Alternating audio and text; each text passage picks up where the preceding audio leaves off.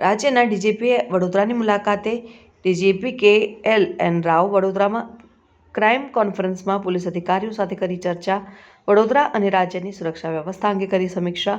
ગુજરાત રાજ્યના ડીજીપી કે.એલ.એન. રાવ દ્વારા આજે વડોદરા પોલીસ ભવન ખાતે આયોજિત ક્રાઇમ કોન્ફરન્સમાં રાજ્યની સુરક્ષા વ્યવસ્થા અંગે ચર્ચા કરાઈ. ડીજીપી કે.એલ.એન. રાવે જણાવ્યું કે વડોદરા શહેર, જિલ્લા, નર્મદા, ગોધરા જિલ્લાના નવા અધિકારીઓ સહિત રાજ્યના મહત્વના વિભાગો કોન્ફરન્સમાં જોડાયા. તમામ પોલીસ વિભાગનું એકસાથે સંકલન કરવામાં આવ્યું. 3:30 ચર્ચા કરવામાં આવીને આવનાર દિવસમાં સુરત, રાજકોટ સહિતના શહેરમાં ક્રાઇમ કોન્ફરન્સ કરવામાં આવશે અને સાયબર ક્રાઇમમાં આખું એકાઉન્ટ ફ્રીઝ નહીં થાય, 40% એકાઉન્ટ ફ્રીઝ થશે. નાર્કોટિક્સ માટે ખાસ ઝોનલ ઓફિસ બનાવવામાં આવશે. એક્સિડન્ટના વધતા કેસ મામલે બ્લાઇન્ડ સ્પોટ શોધીને અકસ્માત ઘટાડવા કામ કરાશે. એસઓજીના એસઆઈ લક્ષ્મી દેસાઈની ધરપકડ મામલે પોલીસનો કર્મચારી હોય કે કોઈ પણ હોય, કોઈને છોડવામાં નહીં આવે. એસએમસીના ધ્યાને તેની સંડોવણી બહાર આવી ત્યારે પોલીસ કમિશનરે પણ કડક પગલાં ભર્યા.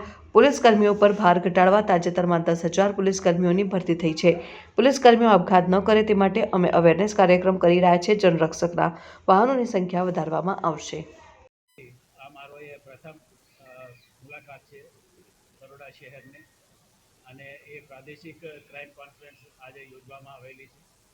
જે રીતે સીપી સાહેબે કીધું છે કે બરોડા શહેર, બરોડા રેન્જ અને ગોધરા રેન્જ અને એના જિલ્લાના જે જિલ્લા પોલીસ અધિક્ષક અને પોલીસ વિભાગ સાથે સંકળાયેલા આર્મ્ડ યુનિટના કમાન્ડન્ટ્સ, ડીઆઈજી, જેલ વિભાગ અને રેલવે વિભાગ, એ તમામ અધિકારીઓને અહીંયા ઉપસ્થિત કરવામાં આવેલું છે.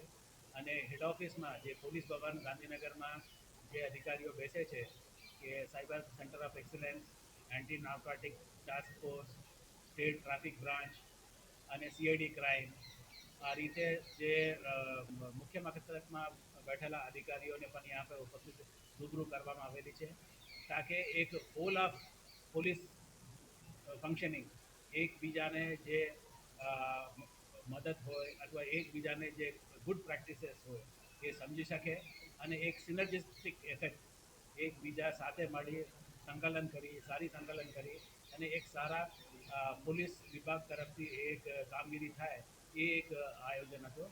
અને 3.5 કલાકની ચર્ચામાં ખૂબ જ રસસ્પદ રહી હતી અને આમાં જે ગુડ પ્રેક્ટિસીસ હતો એ બધાને એકબીજાને આદાન પ્રદાન કરવામાં આવેલી છે.